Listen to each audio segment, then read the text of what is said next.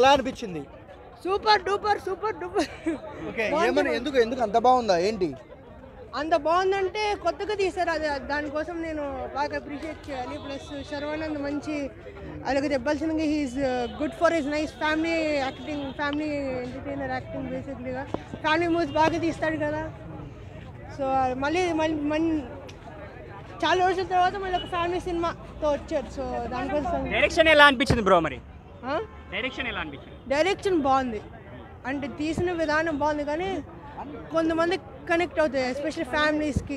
ఫ్యామిలీతో చూస్తే ఇంకా బాగా బాగుంటుంది చెప్పాలి. ఓకే, అంటే శర్వా సినిమా రిలీజ్ అయ్యి 2 years అవుతుంది. ఒకే ఒక జీవితం బ్లాక్ బస్టర్ తర్వాత ఈ సినిమా వర్తుబుల్లేనా?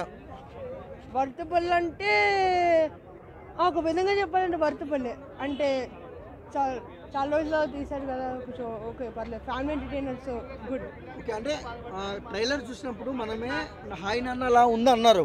ఓకే, మూవీ చూసిన మీరు ఏం చెప్తారు? అంటే చూడంగా నాకు కూడా అలాగే అనిపించింది, హాయ్ నాన్న అలాగనే. కానీ చెప్పాలంటే దానికి సంబంధమే లేదు. కానీ ఏంటంటే డైరెక్షన్ అవి అక్కడక్కడ కొంచెం బోర్గా అనిపించింది, కానీ ఆ చిన్నపిల్లలతో కొన్ని సీన్స్ కామెడీగా ఉన్నాయి, బాగున్నాయి. ఫస్ట్ హాఫ్, సెకండ్ హాఫ్లో అనిపిస్తుంది నీకు ఏంట్రా బాబు అని అనిపిస్తుంది. కానీ ఎమోషనల్ ఆస్పెక్ట్స్ మనం కొంచెం కనెక్ట్ అవుతాం, ఏదో ఒక పాయింట్లో మనకి స్ట్రైక్ అవుతుంది. ఓకే, అండ్ ఓవరాల్గా బ్యాక్ టు బ్యాక్ ఫ్లాప్లలో ఉంది అదే బేబమ్మ. ఏం చెప్తారు ఆవిడ గురించి?